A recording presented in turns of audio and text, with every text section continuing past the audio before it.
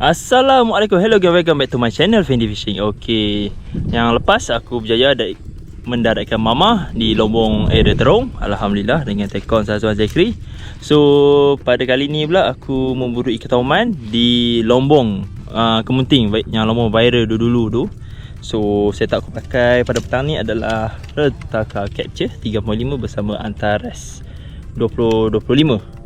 So umpan macam biasa, selalu aku pakai silencer ataupun pedal pop ataupun undertaker kalau ada anak lah. So tanpa buang masa lagi, jom korang layan je video ni. Okay, check it out.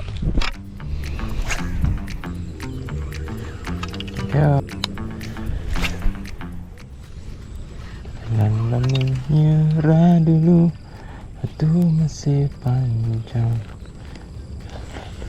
Ikan apa tu? Oh hai. Wih, silau mak itu. Wih, dia makan. Dia makan tu. Wih. Oh yo. Dia makan tu. Wih, terkejut tu. Oh lama. Oh Allah.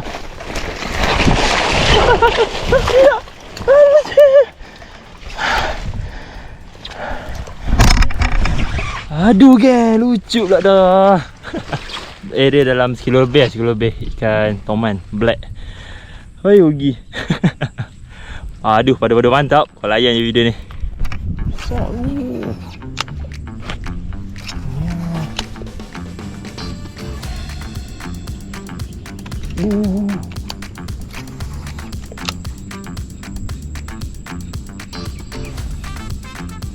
Tengok dia ambil ni.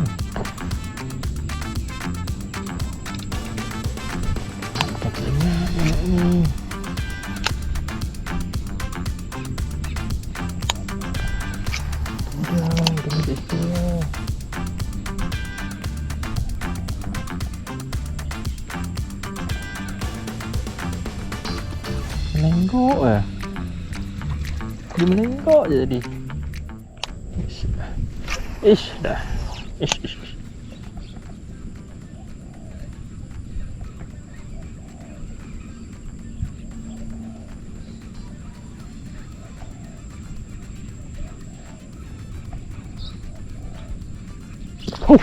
Allahu Akbar. Subhanallah.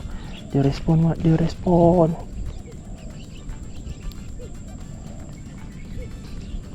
Tak kacut aku. Boleh, mana matang ni?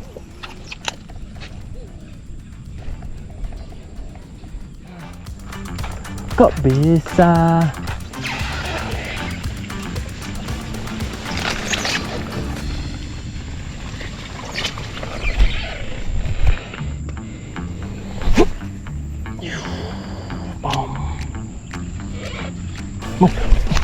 Ui, tak kena. Dia ada ambil.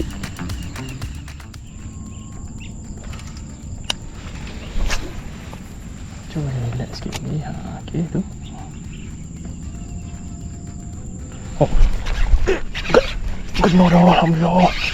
Ui. Oh, alhamdulillah kena dah.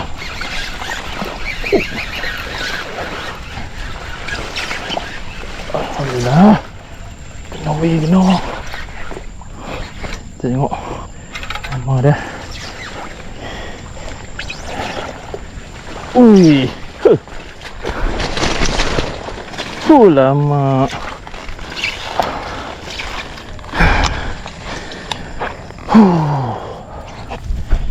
Dia. Alhamdulillah kan. Akhirnya aku berjaya boleh mama. Walaupun bukan mama mama teman.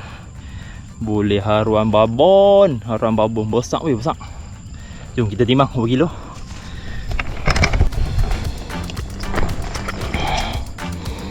Kita ambil. Okey, cicik. Dah lebih.